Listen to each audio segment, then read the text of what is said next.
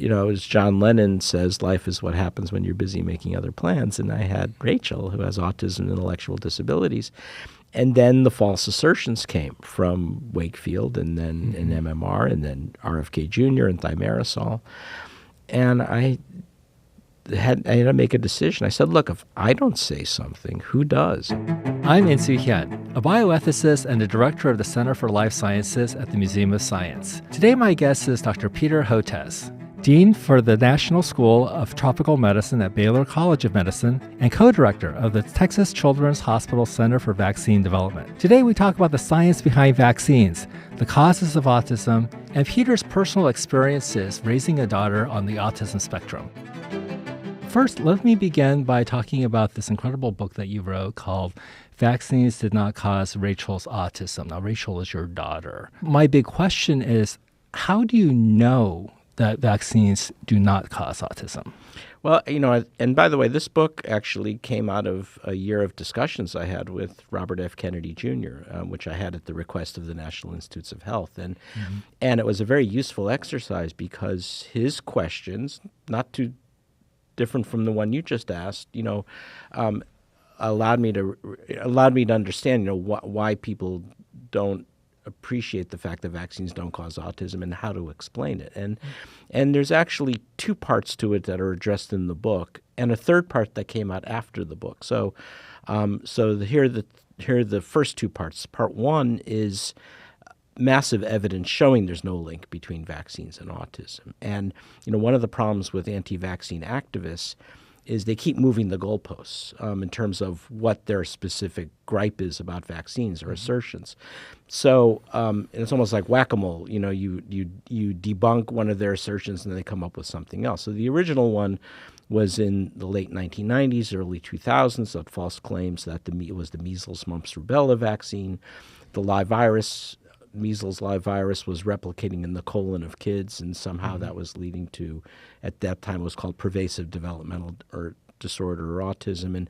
And the scientific community responded with large epidemiologic studies showing that kids who got MMR were no more likely to acquire autism than kids who didn't. And similarly, kids on the autism spectrum were no more likely to have gotten MMR than kids not on the autism spectrum. And actually, that paper, which made the original assertion by Andrew Wakefield and his colleagues at the Royal Free Hospital in London, was retracted by the editors of The Lancet because it was shown to be false. Then this is when Mr. Kennedy came on the scene. He said, okay, if it's not MMR, what he did was he wrote an article in Rolling Stone magazine claiming it was thimerosal preservative that used to be in vaccine. And that paper was ultimately retracted after there were large epidemiologic studies yet again showing there's no link, and even non-human primate studies that were done showing that there was no neurodevelopmental alterations that were happening because of thimerosal.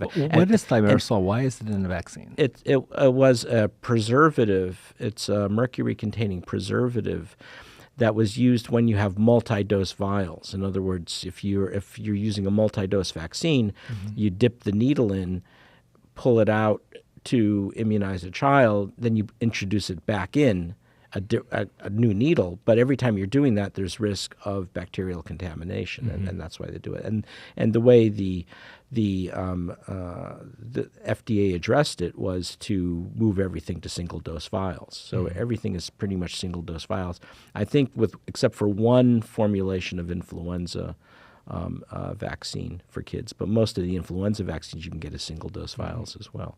But then they kept at it. They said it was spacing vaccines too close together and debunked. Then it was aluminum in vaccines, alhydrogel, which is an adjuvant used in some vaccines. And then they said it was actually the HPV vaccine for cervical cancer or other cancers and was causing infertility or autoimmunity. So it became this kind of exhausting exercise.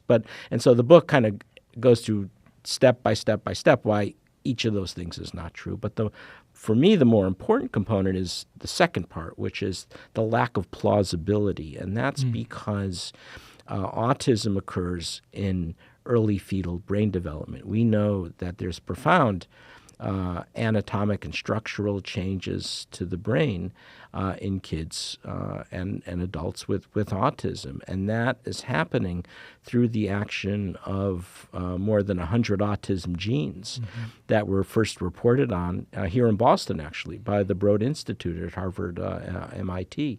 And since then, we've identified additional autism genes. We've done genomic sequencing on Rachel, for instance, and my wife Ann and I. We found Rachel's autism genes, and they're involved in synaptic connections. In other words, interactions between neurons. So many of them, for instance, encode proteins of the structure of the neuron, what we call neuronal cytoskeleton genes, like what Rachel has. And that makes a lot more sense because it's involved in synaptic connections. And the reason that's important is it doesn't mean that there's no environmental exposure that could affect autism. But if it is, it's an early fetal brain development. So the book actually goes into about half a dozen chemical exposures in early pregnancy. And that book was written a few years ago. There's probably more now, where you can increase the likelihood that your child is born with an autism phenotype. Let me give you an example. If you're pregnant but not aware of it, and you're on an anti-seizure medication called Depakote, also known as valproic acid, your child has a much higher likelihood of being born with an autism phenotype because it's interacting with those autism genes. And that's important because it doesn't dismiss environmental exposures entirely, but most of the rise in autism, which we can talk about, is probably due to changing diagnostic criteria. But the point is, it's absolutely implausible for something like a vaccine to be causing autism. Yeah. And then the third piece came out after the book. And I know you've spoken to Sergio Pasca before on this podcast. He's one of my favorite scientists, and he's done some extraordinary work with brain assembloids or organoids using neurons with autism genes and showing aberrant migratory patterns. So it really is, in my view, it's about as complete a story in biomedical science as we get. Yeah, so it seems then what you're saying is the disease or the condition itself happens very early. It's developmental, it's global, it's in the brain, it happens during fetal development well before vaccines are administered. There could be maybe some other factors that might trigger these 99 genes or so that were discovered at the Broad Institute. So it's a complex environment, genetic, possibly interaction. There are people, though, that are very captivated by the fact that very recently the CDC came out and said that 1 in 31 kids, by the time they're 8, are diagnosed with autism. And back in 2016, it was 1 in 54. So it kind of looks like, wow, it's really exploding, it's increasing. Can you speak a little bit more to that? So is it just because we're better at detecting it and maybe the definition of autism has really expanded, so you're just kind of just on those grounds alone increasing the numbers? I think there's two components. I think there could be some genuine increase because of environmental exposures early on in pregnancy. But I think most of the rise is due to shifts in diagnostic criteria. So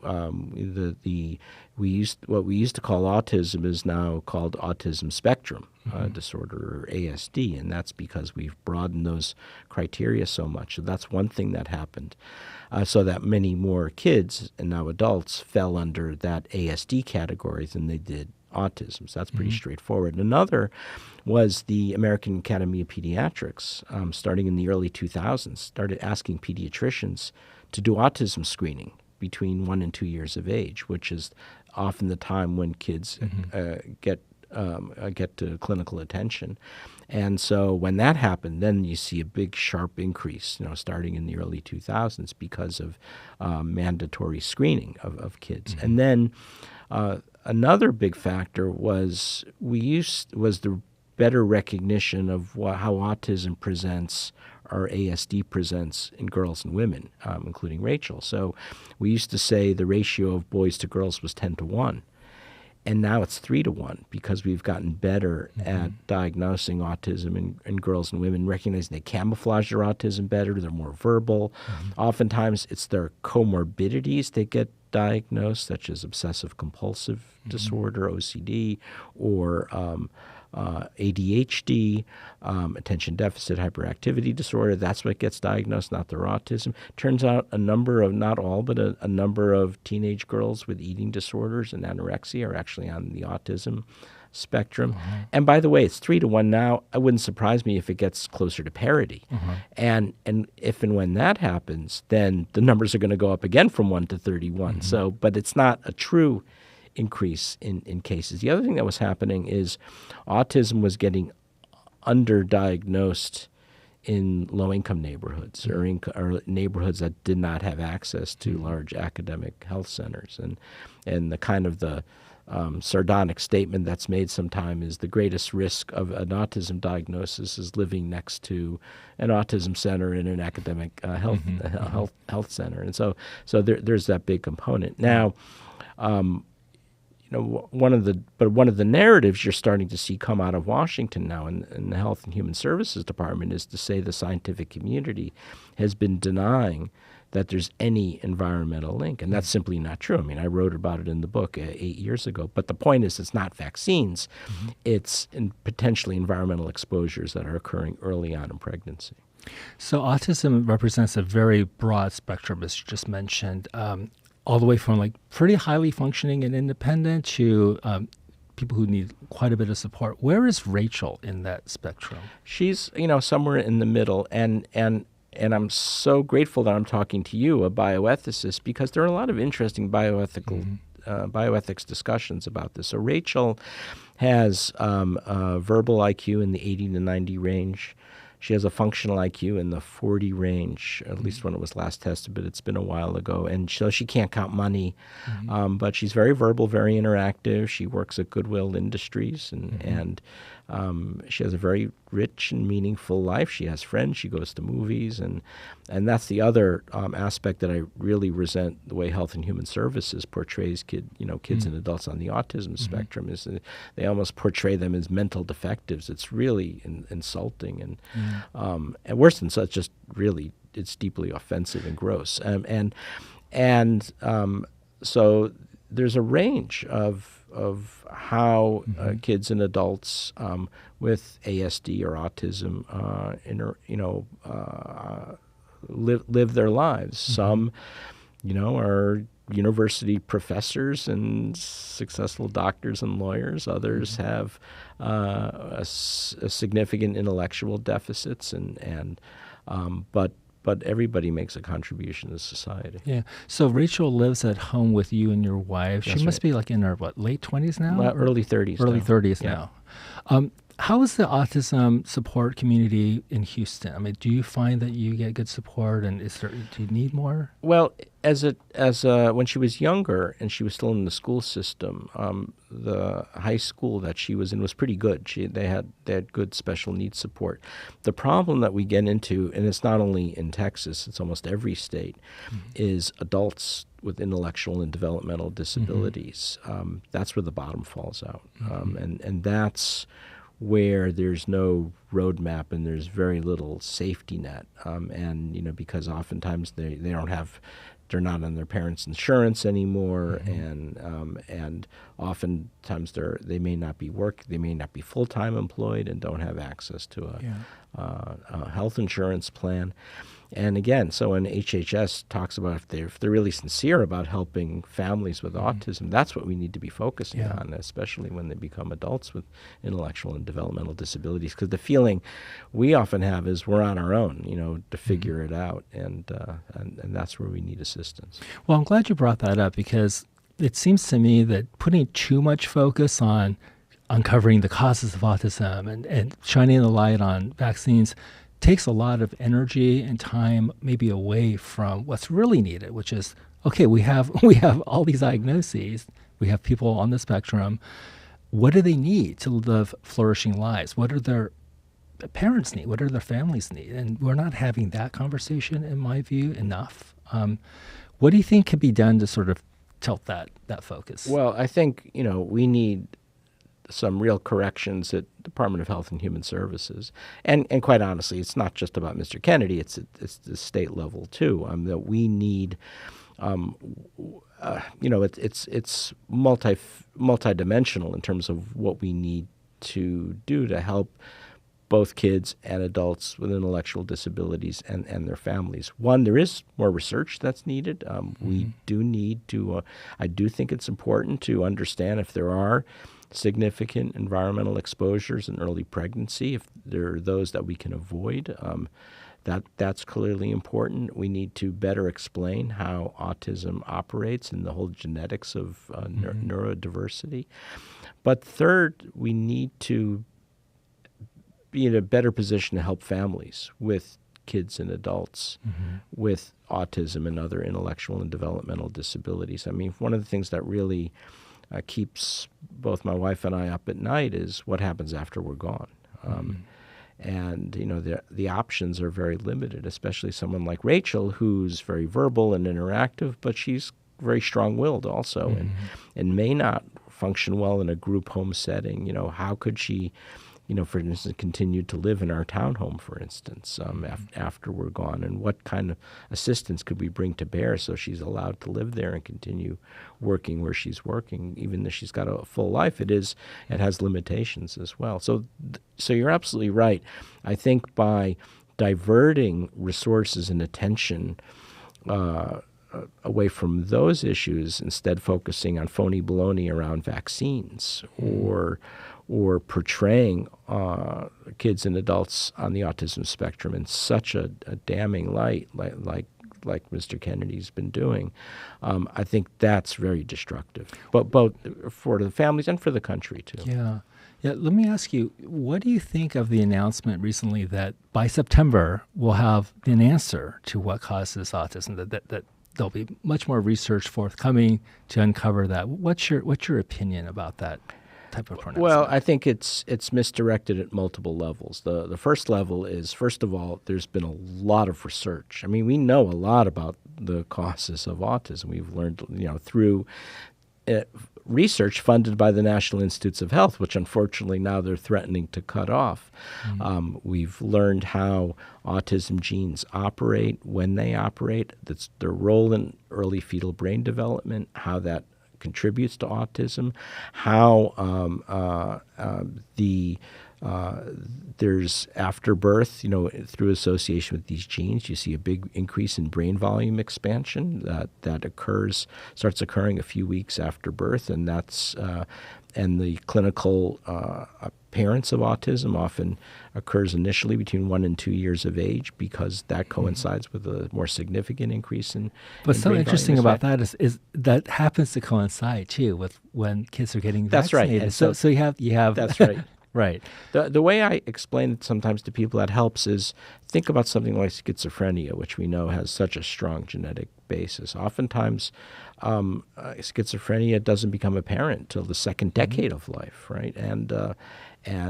But that's how the genes operate. So it's very important to have that kind of discussion. But what's interesting is there's some fantastic work that I talk about in the book done at the University of North Carolina, Chapel Hill, by a group, the Piven Laboratory, where what they did was not only did they do serial MRIs on kids with autism and showing how brain volume expansion coincides with the full clinical expression of autism, but then they can go back much earlier and show that the brain volume expansion on MRI was happening way before, even before that clinical expression. I find that line of research so compelling and so interesting, to kind of take these time slices of the child's development and to show that actually it's happening well before the first big rounds of vaccines. The program was instituted in the first few weeks after conception, right? And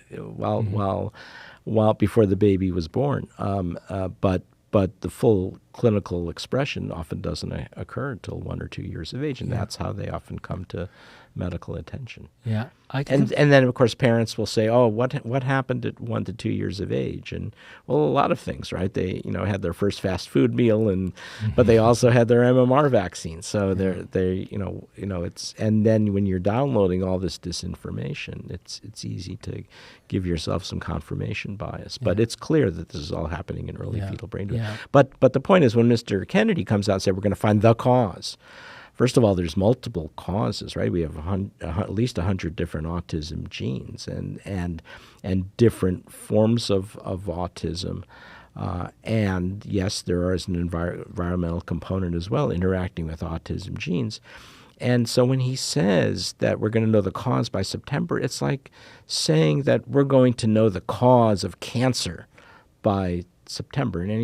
And anybody knows anything about cancer knows cancer is a whole spectrum of conditions as well with multifactorial causes. And so it's the way he says it is almost childlike, and it's extremely naive, and again, it sends the wrong kind of message in terms of about being serious about autism. I mean, my impression right now is that Health and Human Services is not serious about autism, and he's still proposing to investigate vaccine and autism links. Right? He hasn't walked that back at all, even when we're in the middle of a horrific measles epidemic, where I am in Texas, and parents are not vaccinating their kids in a catch-up vaccination campaign. And we've had 3 measles deaths, and it doesn't seem to have any impact. Right. So I can imagine a lot of young parents watching this, listening to us, and they may have young kids at home or babies they just love dearly and want to do the best by them. And I think a lot of the misinformation just kind of may strike a chord because it seems to make a lot of intuitive sense, but science has debunked kind of what common sense might tell you about vaccines and autism. So here are some common ones that I've heard, common concerns, and I'd love to hear your take on it. Some people might say, we're giving too many vaccines at once to the baby. Why do we have to have so many packed into the syringe? And that combination can be harmful. What do you say to that? Well, first of all, when you think about the vaccines that we've added more recently, let me give you an example of one that was more recent. When I was right down the road from you at Mass General Hospital, I was admitting a child every 2 weeks with a horrific condition called HIB, H-I-B as in boy, meningitis, Haemophilus influenza type B meningitis. It caused permanent neurologic injury, deafness. The child didn't survive. This took incredible toll not only on the parents but also the house staff. This was in the late 80s? This is late 1980s. Mm-hmm. And then a miracle happened, and the miracle was John Robbins and Rachel Schneerson at the National Institutes of Health and David Smith and Porter Anderson at Boston Children's Hospital found a way to improve the HIB vaccine so it worked in infants. Within 5 years, that disease had disappeared. So I went from admitting a child every 2 weeks to the children's service, as it was called, of Mass General Hospital, to by the time I was an attending pediatric infectious disease physician at Yale School of Medicine, where I went to a few years after that, I was teaching about HIB meningitis purely for historical interest, right. like the way the old timers were talking to me about diphtheria or tetanus. You were suddenly an old timer medically. And so you don't want that vaccine, or so the point is, we combined them, or the industry combined them into either a pentavalent, hexavalent, heptavalent vaccine, because otherwise you'd be immunizing kids too many times, and that was unpleasant for the parents and certainly unpleasant for the kids, but it was done after careful studies that the Food and Drug Administration mandated that showed that there was no increase in severe reactions and there was no what's called immunological interference, that adding one didn't interfere with the other. So it was really thought out and carefully done. So now the kids don't get nearly as many injections as a consequence. So I think that was actually done through parental pressure in this sense, and reasonably so. Now, would you say then that trying to separate them out and not bundling them together in one shot, that could actually be risky or uncertain about the efficacy? Well, you can, but you have to do the studies to show that there's no difference. And that's why when sort of rogue pediatricians talk about alternative immunization schedules, first of all, they're doing it for the wrong reasons because they're saying they're trying to prevent autism. There's nothing to do with autism, number one. And second, anytime you alter the immunization schedule, you risk giving a schedule that doesn't work as well, and maybe the infant won't have as good an immune response to the vaccines, or it may affect safety as well. So the point is, the immunization schedule is like a carefully as a fine-tuned machine, whatever metaphor you want to use, fine-tuned machine, orchestrated symphony. It was carefully done and with a lot of scientific evidence. And when you muck around with it, you risk giving something to infants that doesn't work as well and may not be as safe. I've also heard the worry from some parents that it's too much for the baby to take on. It overwhelms the immune system. That could be damaging in its own right. What do you think about that's this right. idea of That was false autism claim number 3. Remember, the first one was MMR, second thimerosal, third spacing vaccines close together, and then you had celebrities like Jenny McCarthy and Jim Carrey parading around in green T-shirts saying we had to green our vaccines and meaning to spread them out, and it was all BS. And because it does not overwhelm the immune system, and they say, well, how do you know that? Well, what I say, think about how the immune system of a young child works. The organs of immune presentation to our presentation of new antigens to our immune system. The two major ones are the gastrointestinal tract, the gut, and the respiratory tree. So infants and kids are exposed to hundreds of new antigens every day. And that's how they build up their whole repertoire to be safe from all sorts of offending invaders, both living and non-living. And so the idea now that you're going to, quote, overwhelm the immune system by adding a handful of antigens on top of the hundreds that they're being exposed to all the time, again, it defies common sense. But we don't present it that way. So there's an education process to explain to parents, that kids are being faced with hundreds of antigens all the time. So it seems then that very young kids have almost like a tolerance kind of built in for taking on that much. I do know some people who were denied vaccines when they were very little, and as like college students, when they were independent of their parents, became vaccinated. Do they jump on the same like pediatric schedule, or do they have to be spaced out? Because I'm wondering for adults. It varies. And so there's a book, which is called the Red Book, that deals just with that goes in depth in what happens if you've missed this vaccine because your parents didn't give it or they forgot, or if you came from a different country, we didn't have access to the vaccine, how to do the catch-up. And so it varies from vaccine to vaccine.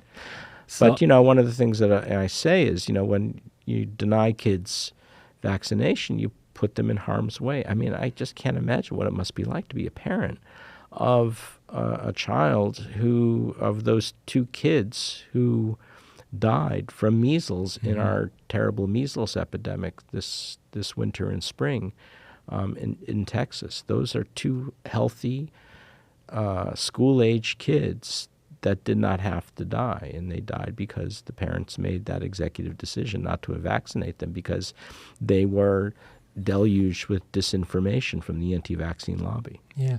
There are some people who have said that it's good for kids to get the measles because it makes them stronger. What do you think about that? Well, we know the opposite, right? Not only first of all, if you're exposed to measles and you're not vaccinated, a 20% likelihood you'll be hospitalized with measles pneumonia, measles encephalitis, measles, profound measles, diarrhea and dehydration, permanent hearing loss. Measles is a bad actor. But the other thing we've learned not too long ago about measles is it circulates in the blood, but not as free virus. It circulates in the blood in lymphoid cells because it's affecting your B and T cells, and it's actually the virus is replicating in what are called memory B and T cells that wipe out your immunological memory. So it actually makes you more susceptible to other diseases. So it makes you weaker. It actually profoundly weakens your immune system and it greatly increases the likelihood that you could succumb to some other pathogen. Yeah. So I have a confession to make, Dr. Hotez. I'm of the age where I should be getting my shingles vaccine.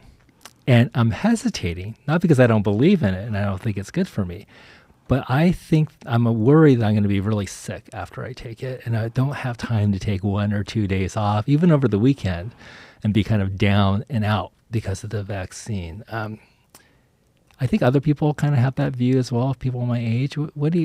What's your response to my confession? So I got the Shingrix vaccine, and my arm was pretty sore, and I had some shaking chills afterwards because it's a recombinant. The reason is because it's a recombinant protein vaccine, and to make a good immune response to a recombinant protein vaccine, you have to use pretty strong toll-like receptor agonists. And so Shingrix has the GSK AS01 adjuvant system, which is very good in terms of inducing an immune response. It has monophospholipid A and QS21, a saponin derivative, that's what makes it effective. But and some people tolerate it just fine with nothing. I had some shaking chills for a few hours and sore arm for a day or two.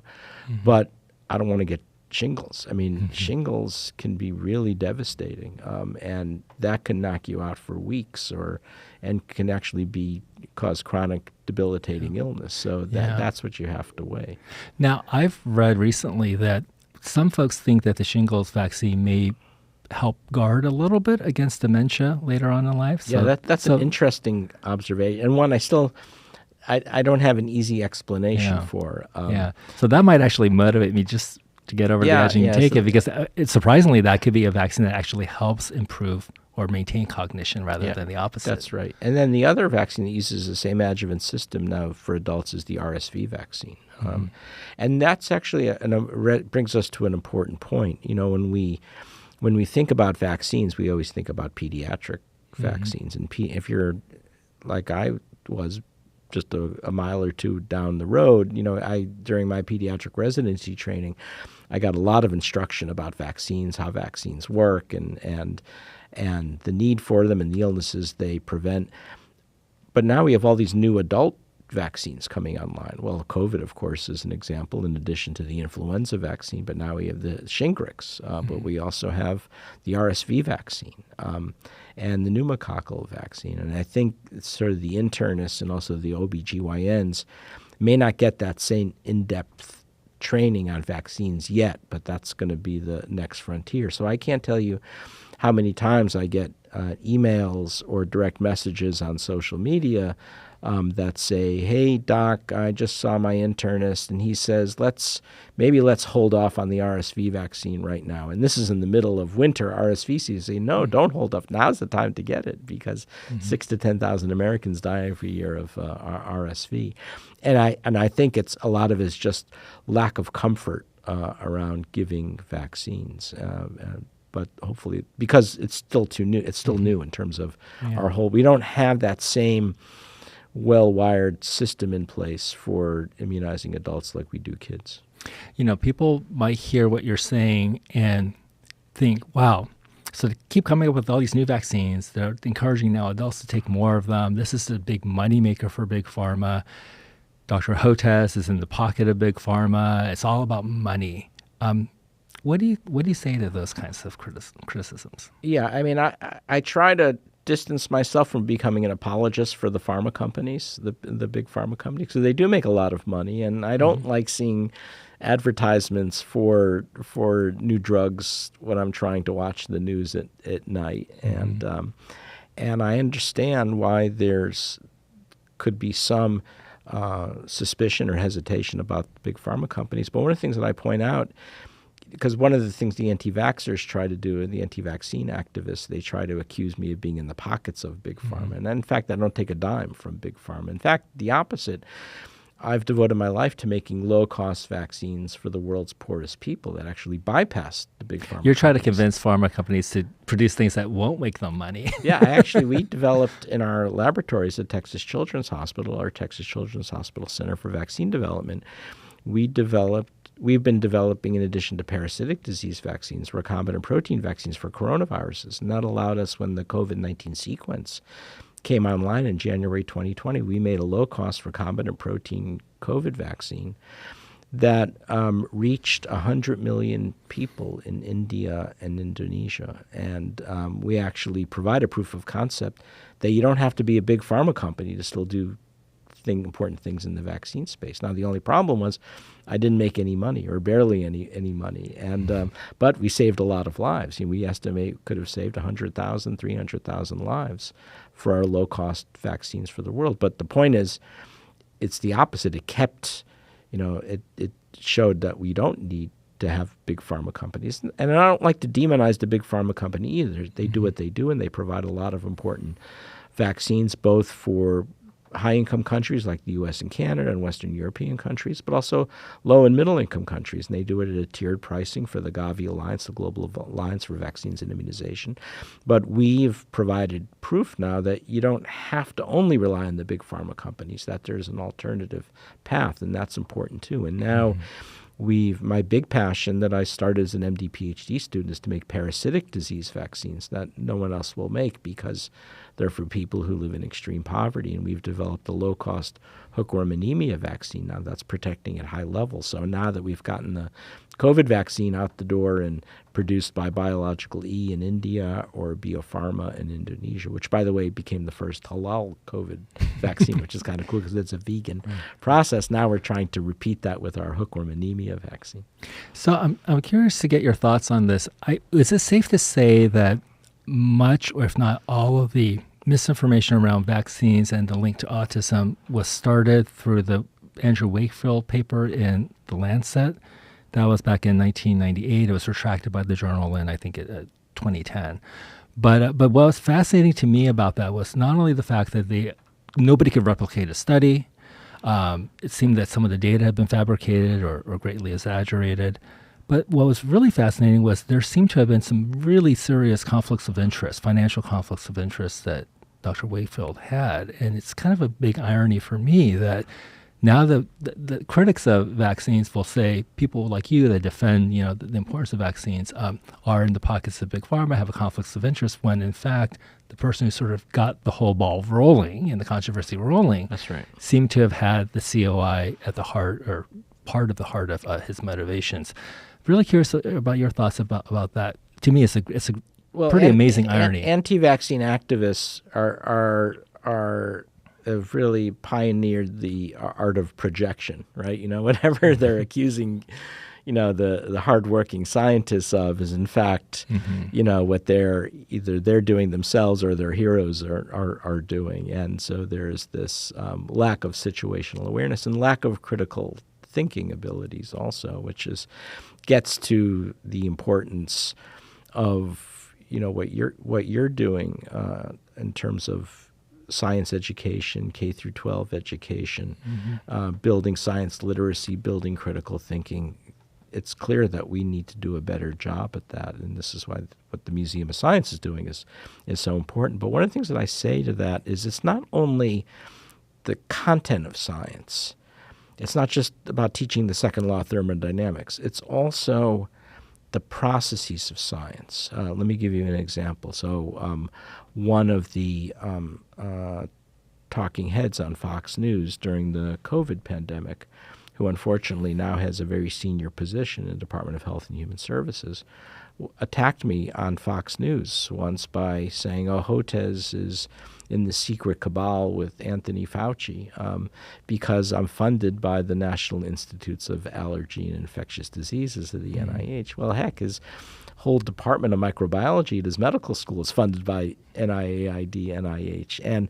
But the point is he, was misleading people by taking advantage of the fact that we're not educated in how NIH grants work, that they don't go to the individual, they go to the institution. They're done through rigorous peer review of outside scientists from all over the country. And so all of that, the processes of science, needs to be brought into K through 12, and also to educate young people what scientists actually do on a daily basis. And I point to this survey done by Research America they do every couple of years that says 75% of Americans cannot name a living scientist.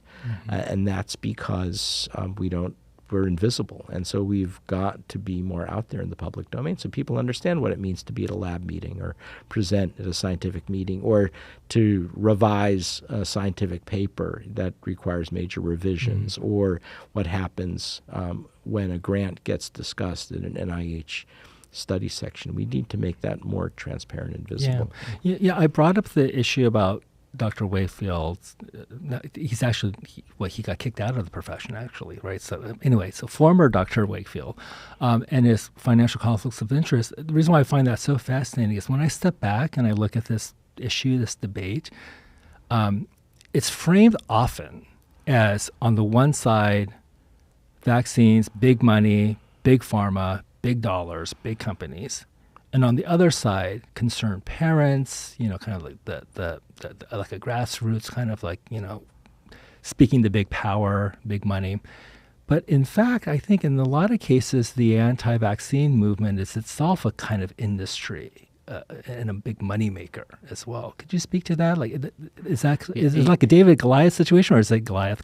Yeah, that's right. And this gets to the projection again as well. So, the modern anti-vaccine movement, and it's evolved or devolved, depending on how you look at it, since the time of Wakefield, is now the convergence of two forces. One is, libertarian philosophy, health freedom, medical freedom. You can't tell us what to do, but it's very much been generated by the second converging force, and that is the health, wellness, and influencer industry, which is now a multi-billion-dollar industry. And a lot of this came to light through the work from the Center for Countering Digital Hate, who really looked into where the money is, and people like Walker Bragman and others have looked into it. And there's big money behind the health and wellness influencer industry. And that was what was behind ivermectin as a faux alternative for COVID vaccine. Ivermectin doesn't do anything for COVID, but it made money for the health and wellness and influencer industry that would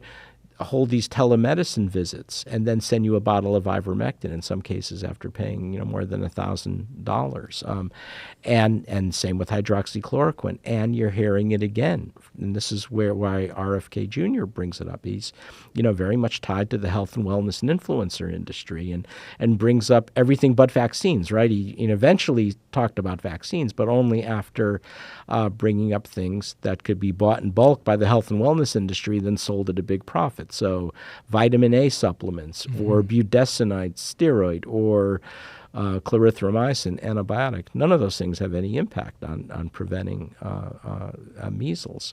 And so that's the other big component that is this multi-billion-dollar industry and some very wealthy individuals who have done things, peddling things that have no impact on your health. I mean, there's one of the companies doing this is many of them sell these pills that they claim detoxifies the spike protein, in the vaccine. It's all hocus pocus, because what happens, the problem with the mRNA vaccines in terms of the single biggest problem is durability of protection. And that's because the mRNA doesn't make the spike protein that encodes for very long. And so you don't need anything to detoxify spike protein, as if these pills would do anything for it anyway. So in the closing chapters of your book, you talk about a concept called science tikkun. Science tikkun. Can you say a little bit more about what that means to you and why you brought that into this book? And I continue to bring it up because I think I'm trying to think of first of all, how do we reach people who are deeply dug in about vaccines or think that scientists are cartoon villains or public enemies because they've been inundated with disinformation. And it's tough to reach those individuals. I mean, I can go on CNN and MSNBC every day, as I did during the COVID pandemic, but I'm still not reaching those people that I need to. So one is to think how we can what are some approaches to this, and I think religion could have a role in this. And I So tikkun is a religious word? It's comes from the I'm Jewish. It comes from the ancient Hebrew concept of tikkun olam, repairing the world. So it's kind of a over Judeo or Judeo-Christian framework for thinking about vaccines and pandemic preparedness and that sort of thing. And part of it is, by reconciling science and religion, it's still a bit half-baked, but I think there's something there. And so and the idea was really solidified when I was honored by Villanova University, which is a Catholic university in Pennsylvania, with their Mendel Medal. And Gregor Mendel, of course, was the friar who, Augustine friar, who worked out the mechanisms of genetics with everybody in high school did those peas and the Punnett squares. And I remember talking to the president of Villanova University, Father Peter, and I said, there's something very special here about these Catholic universities because they're kind of universally respected on both sides of this because, Catholic universities have got this great tradition of supporting science and medicine, and some of our best scientific research is done at Catholic universities, and yet it has the moral authority to embrace people who have anti-science views and bring them in and to educate them. And so then I've been also one of my sort of science heroes is the Jesuit priest paleontologist Taylor Desjardins, who battled with the Vatican around the theories of evolution. He was a paleontologist and worked in China and elsewhere. And so I think by reconciling science and religion, that could be the secret sauce in some ways. And in my case, since I'm Jewish, it made sense to do it around this ancient Hebrew concept of tikkun olam, taught to me by my cousin, Rabbi Phil Lazowski, who's a Holocaust survivor, actually. Yeah, well, I think people just want to do right by their children and their families. And the issue then is, what's the best route to doing that? And people are getting inundated with conflicting information. But really, I think your motivation is really to try to give people the clearest option to look after the well-being of their children. I was wondering... And by the way, one of the things that I've written about recently is what are some simple things there's the big picture, reconciling science and religion, and that's not a quick fix, obviously. But the other is there are some immediate things that we can do. So one of the things that I've done is I initially worked with the New York Times in 2020, and I redid it for an article in the Public Library of Science plus Global Public Health to create infographics for vaccines and the diseases they're designed to prevent. Because I think one of the things the anti-vaccine lobby does is they blow up the very rare side effects of the vaccines, and they downplay the severity of the illness. So we create these boxes of 10,000 kids, and on the left is what happens if 10,000 kids get, say, measles, and then there's a big box of 20%, 2,000 that are getting hospitalized, and then a big box of measles encephalitis, measles pneumonia, measles hearing loss, and even death. And then on the right, what happens if kids get the MMR vaccines? And there's this tiny, tiny little pinprick of allergic reaction or febrile seizures, which occurs like 1 in 3,000. And then you can see graphically the difference. And I think we should do that for all vaccines. I think the second thing that we need to do that we don't do right now, because the CDC has not been willing to do that, is to debunk disinformation that's put out there in real time and quickly before it goes viral. So, for instance, a few months ago, the Florida Surgeon General, who's an anti-vaccine activist, Dr. Latipo is the Florida Surgeon General, comes out and says mRNA vaccines are causing turbo cancers because they're getting into our genome. And I say, wait a minute, let's take a step back here. And I did this, on MSNBC and CNN. I said, first of all, there's no such thing as a turbo cancer. That's a made-up term, totally made up. Secondly, the lipid nanoparticle that's introducing nucleic acid is getting it past the cell membrane into the cytoplasm, but it's not getting through the nuclear membrane into the nucleus. For that, you need electroporation, and that's why we don't have any licensed DNA vaccines. And third, even if there was some residual nucleic acid getting into the nucleus, we have proteins of our innate immune system that block integration of foreign nucleic acid into our genome. Otherwise, if we didn't have that, every time we ate a hamburger, we'd have cow DNA, going into our genome.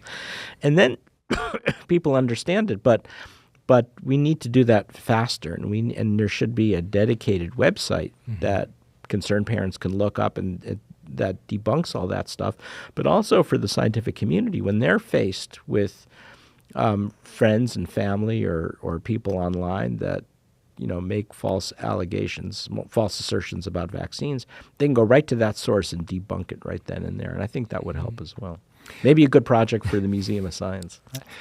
Absolutely. Well, in closing this out, I do want to just reiterate how interesting I find it that you are one of the world's premier vaccine experts, but you're also the father of a daughter with autism. Can you just conclude by just telling me a little bit more about how that combination informs your work and gives the weight of what you're doing? Well, it changed my life. One part of my life was well thought out and planned. I wanted to make low-cost vaccines for parasitic diseases and ultimately for pandemics like COVID. That was the plan when I started my MD and PhD in New York 100 years ago. Well, 40 years ago at Cornell and Rockefeller University in New York City. And that's what I'm doing. And so it's very fulfilling to be able to have made vaccines that have gone into 100 million arms of kids and adults. But as John Lennon says, life is what happens when you're busy making other plans. And I had Rachel, who has autism and intellectual disabilities. And then the false assertions came from Wakefield and then an MMR and then RFK Jr. and thimerosal. And I had to make a decision. I said, look, if I don't say something, who does? I mean, here I'm making vaccines for the world. I know a lot about vaccines. I've learned a lot about autism, having a daughter with autism. If I don't say something, who does? And made that decision knowing that I was going to get beat up for it, but I felt it was the right thing to do. And as a result, I've had a front seat to the anti-vaccine movement like no one has had for the last 25 years. But I also realized that countering anti-vaccine activism in the long run may wind up saving almost as many lives or more than from my vaccines itself. And that's why I do it, because I think I was well positioned to do it, and I do find it meaningful, even though it puts me in a very scary place, with the death threats I get almost on a daily basis. And, I get stalked when I'm speaking at different venues. I've had people come to my home, and there's a lot of darkness to it. There's a lot of anti-Semitism to it because I'm sort of the trifecta. I'm a scientist, a vaccine scientist, and a Jewish vaccine scientist. So they've got me in secret cabals with George Soros or one of the Rothschilds. And I'm, of course, doing this at the World Economic Forum in Davos. And they said, wait a minute, I haven't even been invited to Davos. And a lot, they send you Nazi. It's an excuse for using Nazi imagery. And I've actually had to get help from the Anti-Defamation League, who they monitor this, and they can give me an indication whether there's an uptick in the chatter through their monitoring center in Chicago. So it is all very dark, but on the other hand, it's also meaningful, and I think it's important. Well, it seems like Rachel really keeps you grounded. You like to take walks with her and spend time together. What's the best way that you can find a connection with Rachel? Well, you have to kind of tune into what she's interested in. Although she does ask me. She has a fascination with other countries, so she knows I do collaborate with vaccine producers all over the world. So she says, "Hey, Dad, what countries did you talk to today on Zoom?" Well, you had a fascination with other countries. That's why you got into tropical diseases. That's right. That's right. Good. That's absolutely right. And so we do talk about my work, and by the way, she's quite passionate about getting vaccines. If she's up for a COVID immunization or a flu immunization, she'll get the shingles vaccine, not like me. Yeah, I'll get it. She's all in. And she loves music, and movies, and so she has a lot to talk about, but it's got to be her particular interest. And she loves going to restaurants in her neighborhood. We live in sort of this cool hipster neighborhood of Houston called Montrose, where there's lots of cafes and restaurants and things like that. So for her, it's the best neighborhood in the world. Well, Peter, thank you so much for joining us here at the Museum of Science, and I really appreciated your time and sharing your experiences with us today. Well, thank you again for your outreach. As I say, I mean, our best hope is for the country and for dealing with this very pernicious anti-vaccine, anti-science movement is science education and science literacy and giving a face to scientists and letting people know that scientists are real people with feelings, and this is how we work and what we do and what our passions are and our drives are. And there's not many podcasts like this, so I think it's really important what you're doing. Thank you.